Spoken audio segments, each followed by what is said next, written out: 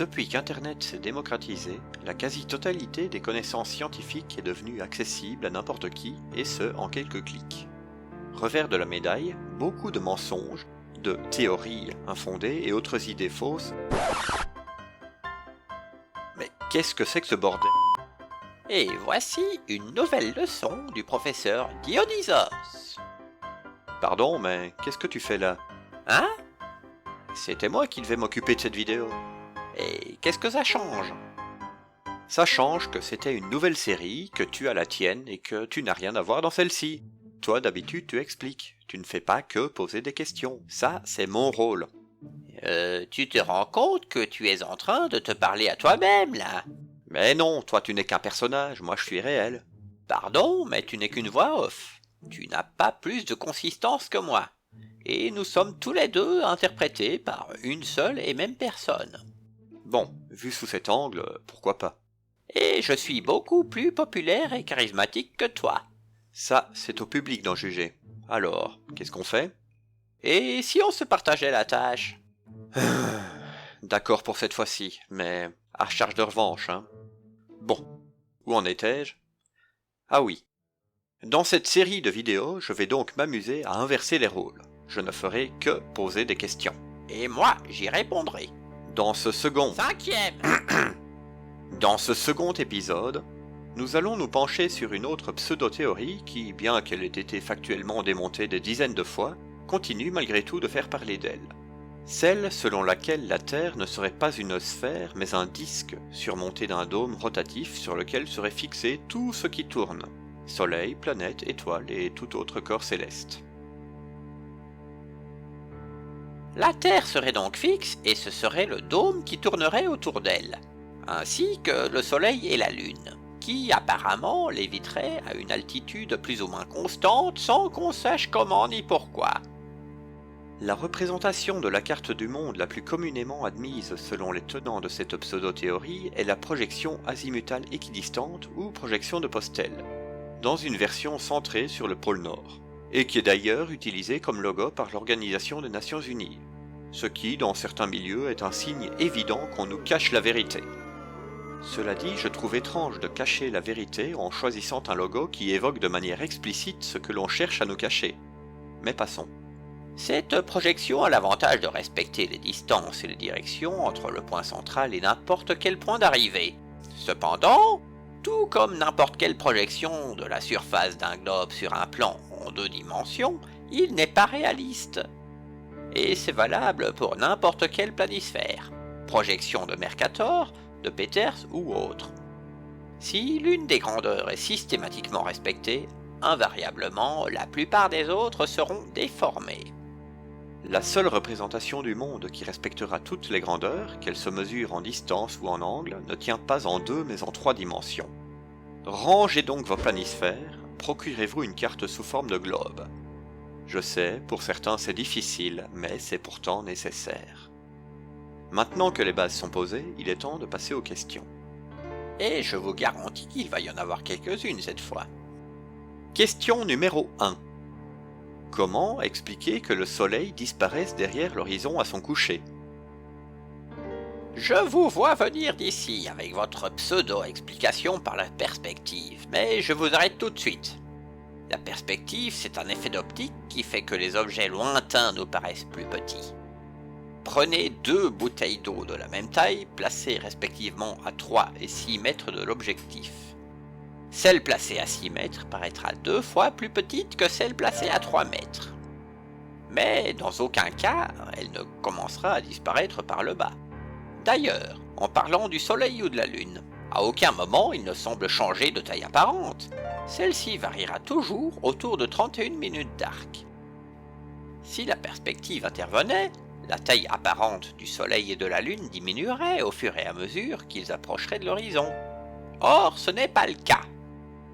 Il existe même une illusion d'optique qui nous fait croire le contraire. Également à tort, soit dit en passant. Question numéro 2. Comment se fait-il que, passé une certaine distance, la coque d'un bateau ne soit plus visible alors qu'on en voit encore le haut, et qu'une fois qu'on prend un peu d'altitude, la coque réapparaisse? Pareil pour un avion qui atterrit. On voit encore la dérive dépasser de l'horizon alors que le reste de l'appareil a complètement disparu. Encore un phénomène observable que la perspective ne peut pas expliquer. Question numéro 3. Sur le modèle communément admis par les tenants de la pseudo-théorie de la Terre plate, un vol direct reliant Sydney à Santiago du Chili passerait par l'Amérique du Nord. Or, ce n'est pas le cas.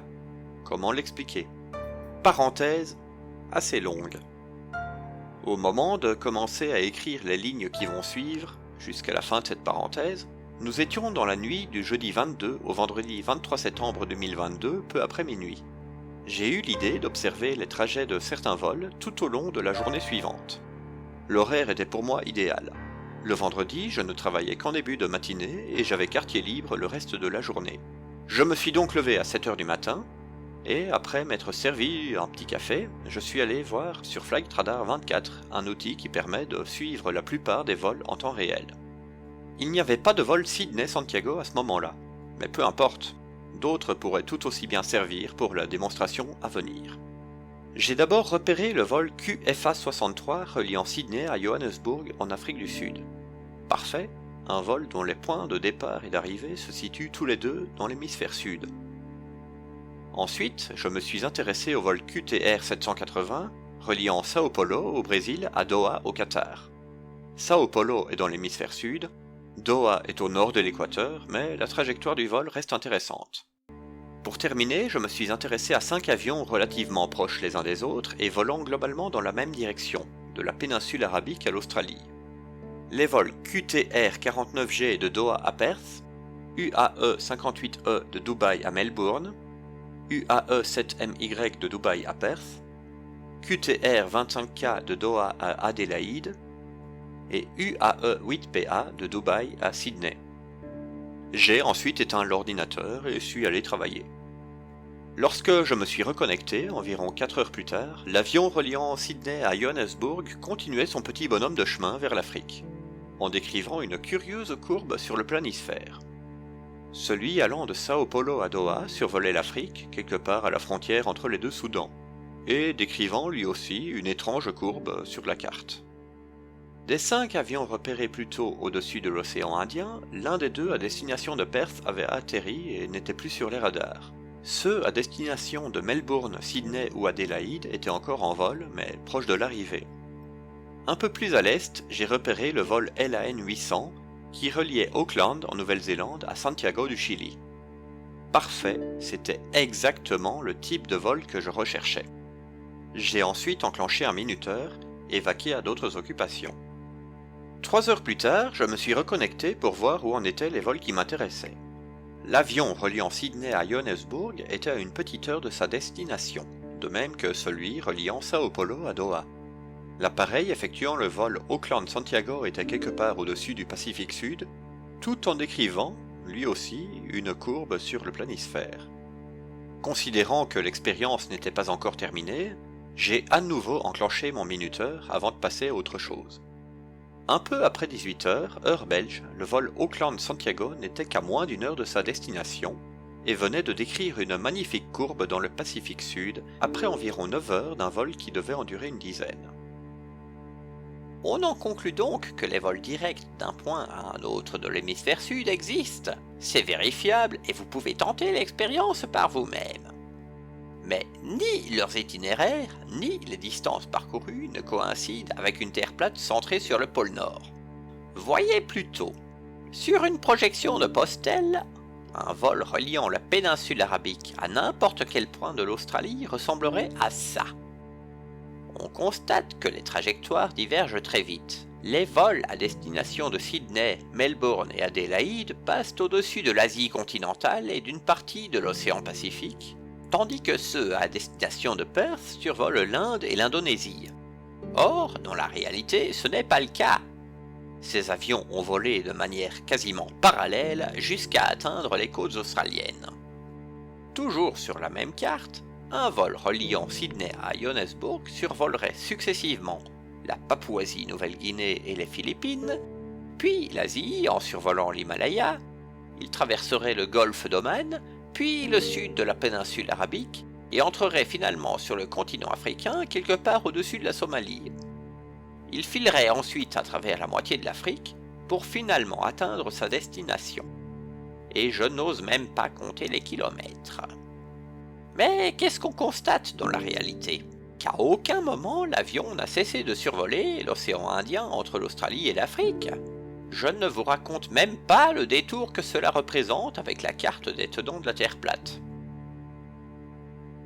Quant au vol Sao Paulo-Doha, après avoir quitté l'Amérique du Sud, il traverserait l'Atlantique, puis l'Afrique du Nord et la Méditerranée avant d'atteindre sa destination. Rien à voir avec son trajet réel qui le fait plutôt traverser l'Afrique centrale. Mais gardons le meilleur pour la fin. Sur la carte préférée de nos amis de la Terre plate, un vol reliant Auckland à Santiago du Chili resterait au-dessus de l'océan Pacifique. Jusque-là, aucun problème. Les 10 problèmes commencent lorsque l'avion franchit la ligne équatoriale une première fois et passe donc dans la partie nord de la planète, quelle que soit la représentation qu'on s'en fait, disque ou hémisphère. Ensuite, il longe de loin les côtes mexicaines avant de repasser cette même ligne équatoriale. Il longe les côtes péruviennes avant de se poser au Chili. Pourtant, dans la réalité, il survole à tout moment l'océan Pacifique, certes, mais à aucun moment il ne passe dans l'hémisphère nord. Revenons à ces curieuses courbes décrites par ces avions et qui semblent n'avoir aucun sens sur un planisphère. En l'occurrence, une projection de Mercator, qui, rappelons-le, respecte les angles mais pas les distances. Si nous passons à une représentation de la planète sous une forme de globe, ces trajectoires trouvent tout d'un coup tout leur sens.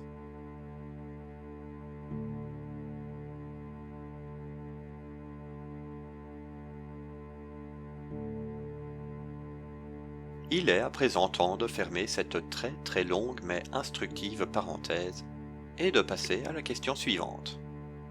Question numéro 4. Pourquoi n'est-il pas possible d'observer la petite ours dans l'hémisphère sud, ni la croix du sud dans l'hémisphère nord?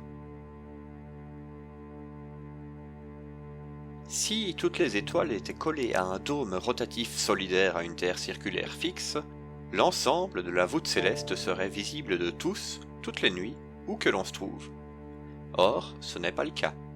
La petite ours, qui est l'une des constellations les plus connues de l'hémisphère nord, du fait qu'elle compte dans ses rangs rien moins que Polaris, l'étoile polaire, est totalement impossible à voir une fois passé l'équateur. De la même façon, la croix du Sud est invisible depuis la plus grande partie de l'hémisphère nord, ainsi que l'alter ego austral de Polaris, l'étoile Sigma Octantis. Sur une sphère, cela s'explique parfaitement. Polaris est plus ou moins dans l'axe de rotation de la Terre sur elle-même, de même que Sigma Octantis. La première au nord, la seconde au sud.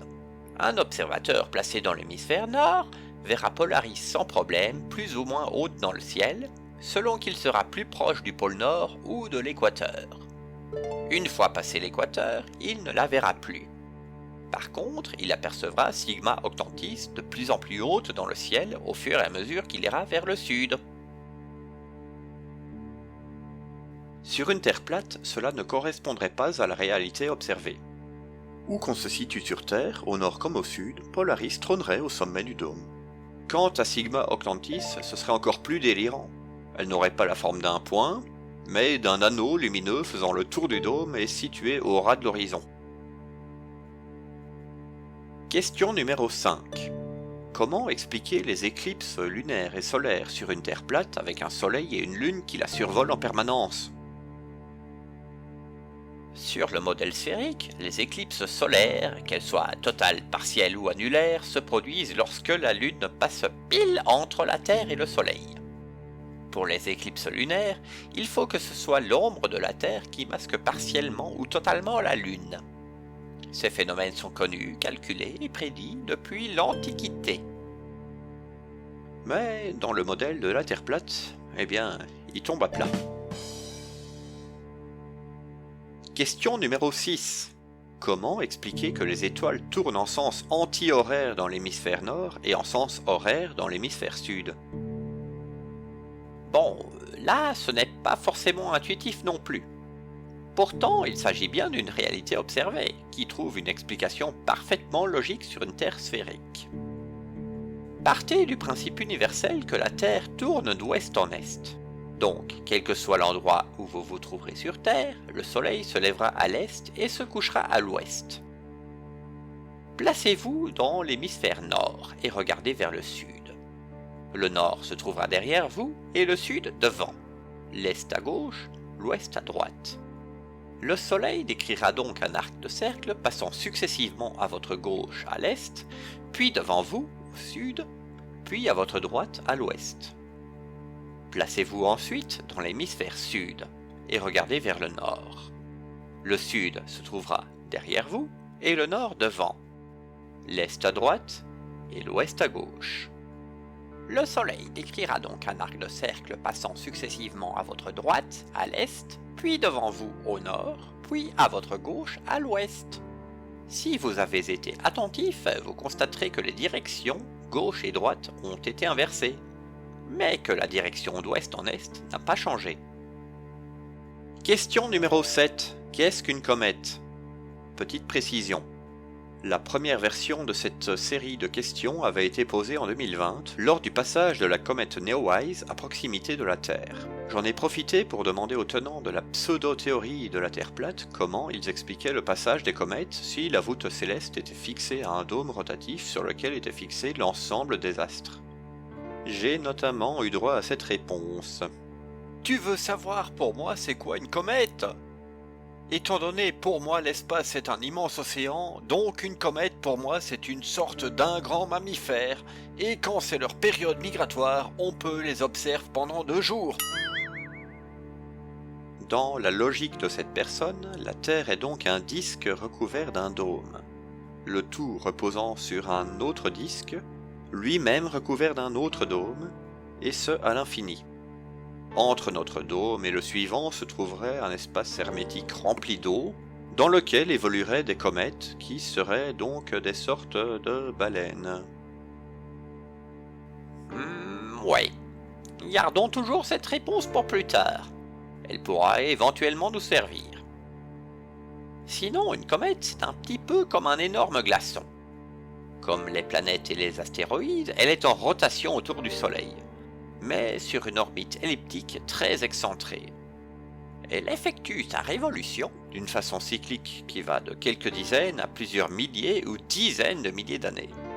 Elle se rapproche, puis s'éloigne du Soleil. Quand elle s'en rapproche, sa surface se sublime en un nuage de gaz et de poussière qui laisse apparaître 2 longues chevelures derrière elle, toujours dans la direction opposée de celle du Soleil. Quand elle s'en éloigne, ces 2 chevelures s'estompent et disparaissent jusqu'au prochain cycle. Question numéro 8. Qu'est-ce qui explique le mouvement rétrograde des planètes? En effet, et c'est observé depuis l'Antiquité, parmi les astres que l'on peut observer en levant les yeux au ciel, la plupart suivent un mouvement quasiment immuable d'année en année, ce sont les étoiles. Si elles sont fixées sur un dôme en rotation permanente autour du disque que formerait la Terre, c'est compréhensible. Le problème, c'est qu'il y en a quelques-unes qui, au lieu de tourner en rond, ralentissent dans leur course, s'arrêtent, reculent puis repartent dans l'autre sens. On leur a donné le nom d'astres errants. En grec, planétes. Ce mouvement s'explique parfaitement si des planètes tournent autour du Soleil et que la Terre est l'une d'entre elles. Par contre, cela n'aura plus aucun sens si la Terre est au centre de tout et que tout tourne autour d'elle. Encore une fois, cette pseudo-théorie est en total décalage avec la réalité observée. Question numéro 9. Qu'est-ce qui explique les phases de la Lune? Ou celles des planètes visibles à l'œil nu comme Vénus? Les phases de la Lune sont elles aussi connues depuis très longtemps. Nouvelle lune, premier croissant, premier quartier, lune gibbeuse ascendante, pleine lune, lune gibbeuse descendante, dernier quartier, dernier croissant, nouvelle lune, et ainsi de suite. Eh bien, pour les planètes, c'est un petit peu la même chose. Cela vient du fait qu'elles n'émettent pas leur propre lumière, mais ne font que refléter celle du Soleil. La forme qu'elles nous renvoient dépend donc de l'angle sous lequel nous percevons la lumière qu'elles nous reflètent. Ainsi, en période de pleine lune, nous voyons l'entièreté de la face éclairée par le soleil. En période de nouvelle lune, c'est la face cachée qui est entièrement éclairée, mais celle-ci nous demeure à jamais invisible. Durant les autres phases, c'est la face visible qui nous apparaît partiellement au gré de ces cycles qui durent 29 jours. Dans le modèle platiste, la Lune tourne au-dessus du disque de la Terre plate, mais sous le dôme. Ce qui impliquerait que, selon l'endroit où on se trouve, on n'observerait pas la même phase de la Lune au même moment, puisqu'elle ne nous apparaîtrait pas partout éclairée sous le même angle. Or, ce n'est pas le cas. Partout sur Terre, en même temps, la Lune, quand elle est visible, se présente selon la même phase, mais pas sous le même angle. Question numéro 10. Comment se fait-il que la Lune soit visible selon la même phase, mais pas sous le même angle, selon l'endroit où l'on se trouve sur Terre? Alors, amis de la Terre plate, ne cherchez pas trop longtemps à répondre à cette question avec votre modèle, car c'est strictement impossible. En revanche, sur une sphère, la réponse coule de source. La Terre est ronde, donc l'angle sous lequel on observe la Lune varie en fonction de la latitude. Autrement dit, une Lune en forme de D dans l'hémisphère nord aura la forme d'un U à l'équateur et d'un C dans l'hémisphère sud, au même moment. Et inversement. Question numéro 11. À quoi sont dues les saisons? Sur le modèle le plus souvent admis, les saisons viennent du fait que l'axe de rotation de la Terre sur elle-même est incliné d'un peu plus de 23 degrés par rapport à son plan de révolution autour du Soleil, appelé plan de l'écliptique. Cette inclinaison fait que la lumière que reçoit la Terre de la part du Soleil n'est pas répartie de façon uniforme et varie tout au long de l'année, ce qui est à l'origine des saisons, qui sont plus ou moins accentuées selon qu'on est plus ou moins proche de l'équateur. Question numéro 12. Pourquoi les constellations nocturnes changent-elles selon les saisons? En effet, si les étoiles étaient accrochées au dôme cher à nos amis platistes, le ciel serait le même chaque nuit. Or, ce n'est pas le cas. Dans l'hémisphère nord, certaines constellations sont visibles toute l'année. Ce sont celles situées au plus près du pôle nord céleste. Ainsi, la Grande Ourse et la Petite Ourse par exemple seront visibles toute l'année. Par contre, une constellation bien connue n'apparaît en revanche qu'à l'approche de l'hiver. Je parle bien sûr de la constellation d'Orion, connue autant pour ses étoiles géantes que sa ceinture et sa nébuleuse. Vous aurez beau chercher, même par la nuit la plus étoilée, vous ne la trouverez pas en été. Et pourtant, dès qu'on admet que la Terre tourne autour du Soleil, tout s'explique. La Terre tourne autour du Soleil, qui lui-même est une étoile parmi tant d'autres. Si le Soleil se trouve entre la Terre et une constellation, tenter d'observer la constellation reviendrait à essayer d'observer les étoiles en plein jour. C'est impossible. Le Soleil est bien trop brillant et masque tout le reste. En revanche, si la Terre se trouve entre le Soleil et la dite constellation, celle-ci sera visible de nuit. Voilà pourquoi les étoiles situées le long de l'équateur céleste ne sont pas les mêmes toute l'année. Question numéro 13. Comment expliquer qu'il fasse en permanence jour d'un côté de la planète et nuit de l'autre? Bon, là, je ne vous ferai pas l'affront de vous expliquer comment ça fonctionne avec une Terre sphérique, hein. Jour, nuit. Voilà. Sur une Terre plate sur laquelle le Soleil ne se coucherait jamais, en revanche, c'est strictement impossible. À moins qu'il y ait un abat-jour, mais à mon avis, même ça, ce ne serait pas suffisant. Et ce ne serait pas cohérent avec tout le reste. Bah oui, je ne fais peut-être que poser des questions. Et moi j'y apporte des réponses, hein, mais je dois bien admettre que ce n'est pas bien difficile. Mais encore faut-il que les réponses à toutes ces questions soient cohérentes entre elles. Parce que si une seule réponse à une question en contredit une seule autre, c'est l'ensemble du modèle qui s'écroule, et qui ne tient plus la route. Fin de la première partie. Quoi, il y en aura d'autres? Évidemment, la liste est encore longue. D'autant plus que d'autres que nous, moi, toi, nous, peu importe, viennent l'enrichir chaque fois que l'occasion se présente. Eh bien, ce sera un plaisir de t'inviter à nouveau dans une de mes vidéos. Quoi? Mais n'importe quoi, c'était ma vidéo. Et en plus, je ne t'avais même pas demandé de venir et... Oh merde! C'était la leçon du professeur Dionysos. Bon, Et n'oubliez pas, qui dit prouve, et je ne fais que poser des questions.